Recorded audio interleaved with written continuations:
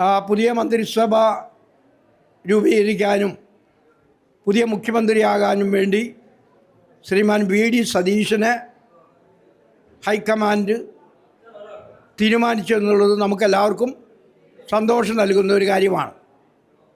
കുറച്ച് ദിവസങ്ങളുടെ സസ്പെൻസൊക്കെ ഉണ്ടായിരുന്നു. പക്ഷെ ഇന്ന് 12 മണിക്ക് അത് പ്രഖ്യാപിക്കുകയുണ്ടായി. വളരെ സന്തോഷത്തോടെ നമ്മളെല്ലാവരും ആ വാർത്ത കേട്ടത്. കാരണം കേരളത്തിന് ഒരു പുതിയ മുഖ്യമന്ത്രിയായി എന്നുള്ളത്.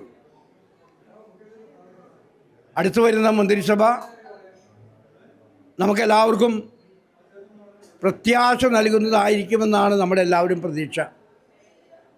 ഈ മന്ത്രിസഭയുടെ പ്രവർത്തനം വഴി കേരളത്തിൽ ജനങ്ങൾക്ക് എല്ലാ തരത്തിലുള്ള വളർച്ച ഉണ്ടാകുവാൻ സഹായിക്കുമെന്ന് ഞാൻ കരുതുകയാണ്.